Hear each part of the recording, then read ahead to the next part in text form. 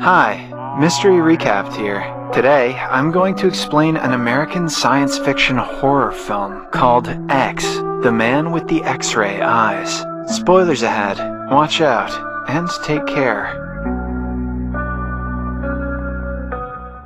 Dr. James Xavier is a physician and an ambitious researcher. He wishes to invent something revolutionary in medicine that will one day save many lives. In the opening scene, he is getting his eyes checked at a colleague, Dr. Sam's clinic. It has only been 3 months since the last checkup, which seems strange to Sam. James answers that he is about to use an experimental eye drop on himself, so he needs to get his eyes checked frequently.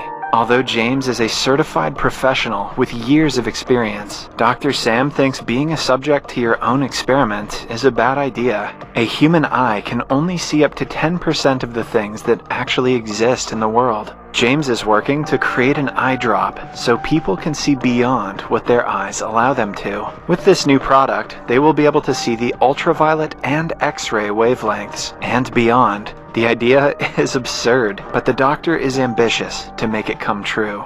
After the meeting, James goes to his lab and meets his close friend and colleague, Dr. Diane. She informs him that the people who are funding the lab are growing impatient. They have spent a lot of money on James's experiment and are now pressuring Dr. Diane for results. She is particularly frustrated because James hasn't told her anything about his study. James agrees to show her his discovery and brings her to the lab. After explaining what the eye drop does, he uses it on a monkey. To see if it really worked, the animal is made to take a color assessment test. Even though he cannot see the colored sheets from his point of view, he makes the correct guess. This proves that he can actually see through the colored sheets and can tell which one comes after another. Either that, or the monkey is just lucky. Dr. Diane is left stunned at the animal's intelligence, but a few minutes later, the monkey dies of cardiac arrest. The death is sad, but it doesn't take away from the fact that the eye drop does exactly what it was meant to do. James wants to use the eye drops for medical purposes because that way, doctors can tell what is wrong with a patient just by looking at them.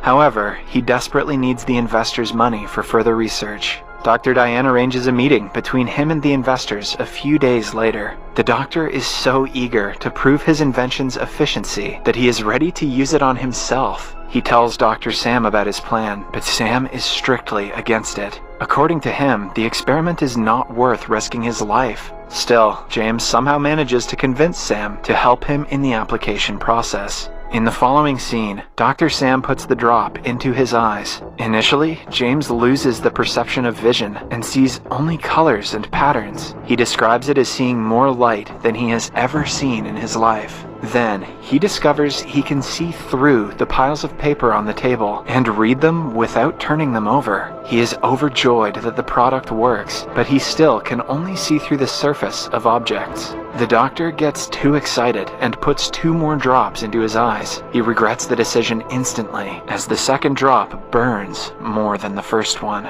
In the following scene, Dr. Diane and Sam are in a meeting with the investors. James was unable to come because he is recovering from the eye injury. The investors no longer believe in his work and decide to quit funding the project. Dr. Diane and Sam come to him to give him the news. James has bandages over his eyes to help him with the pain, but it is almost as if they don't exist because he can see very clearly through them. A week later, he returns to the hospital. The nurse introduces him to a little girl who has been diagnosed with stenosis. But with his new ability, James finds out the diagnosis is wrong, and she actually has a tumor attached to her heart. Thanks for letting us know she's going to die anyway, James. He tells the girl's primary doctor about it, but the man refuses to listen, driven by pride. That evening, Dr. Diane takes him to a party. James doesn't really enjoy such gatherings, but he tries to socialize and dance with a beautiful girl. Suddenly, his eyes itch, and when he opens them again, he can see through people's clothes.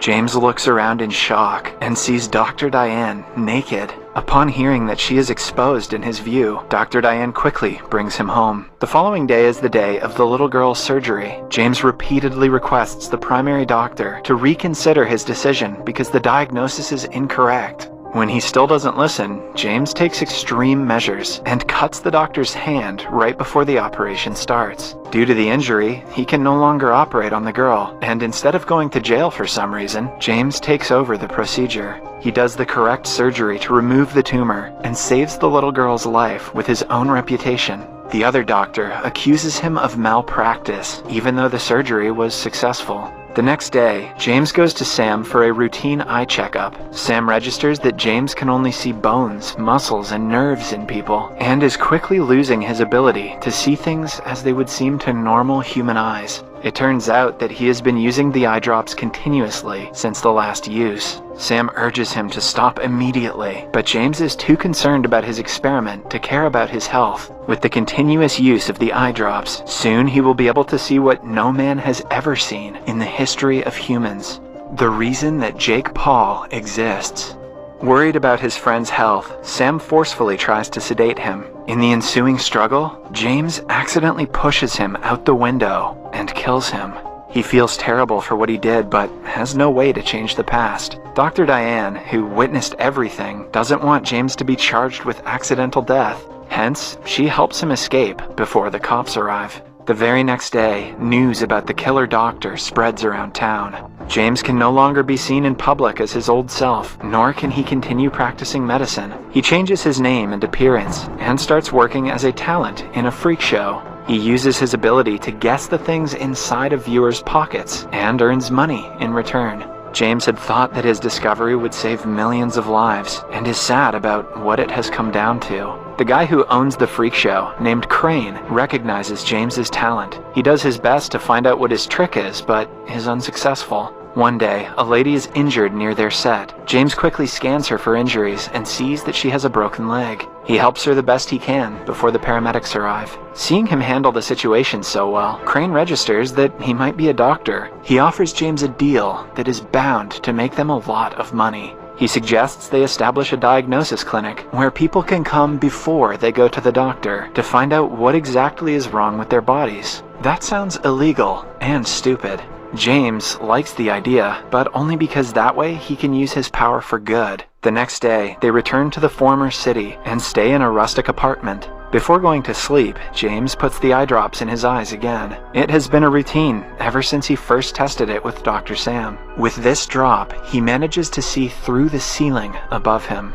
James quickly puts on black glasses so people won't get to see what the drops have done to his eyes. Right after, Crane brings their first client, an old wealthy lady who has been having severe health troubles lately. She is worried it might be cancer, but only a look at her tells James that she is just tired because of old age. He asks her not to worry because the pain will go away if she takes a rest for a few days. Later that day, James sits alone in his room and records the progress of the medicine. He is interrupted by Crane, who urges him to come outside quickly. James does as told and finds a crowd of people waiting for him to take a look at them and find out their illnesses. The old lady from yesterday has spread the word about him among the circle of her rich friends. I guess none of them could afford a real doctor. James sees the patients and tends to their problems, while Crane pockets several bills throughout the day. Their clinic grows more famous with time. One day, Dr. Diane gets a hint about the clinic and rushes to meet the new miracle doctor, knowing exactly who it is. She sits in front of James, but he fails to recognize her and can only see her muscles. When Dr. Diane speaks, the memories of his former life flood back to James.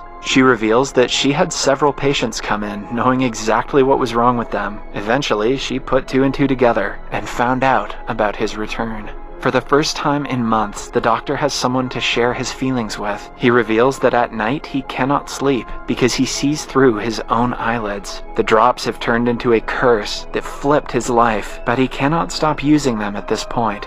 Dr. Diane is worried about his health and about the police finding him because of his popularity. She urges him to come somewhere safe, but Crane doesn't agree. He is too used to making money off of James's talent and doesn't want to stop. The couple fights Crane and runs away from the town. Now, James wants to learn to control his eyes, but needs money for the experiment. Hence, they go to Vegas and end up in a casino. James's ability is a blessing when he gets to play poker. By the end of the night, he has gathered enough money to help him survive a month. But then, the casino's manager and a policeman approach him, accusing him of cheating since no one can win that many rounds in a single night. As James tries to explain himself, a policeman pulls his glasses away to reveal that his eyes have changed color. The sight takes him by surprise for a second, but he soon recognizes James as the crazy doctor who ran away after murdering his friend. Backup is called to arrest him, but James gets in a car and runs away before he is caught.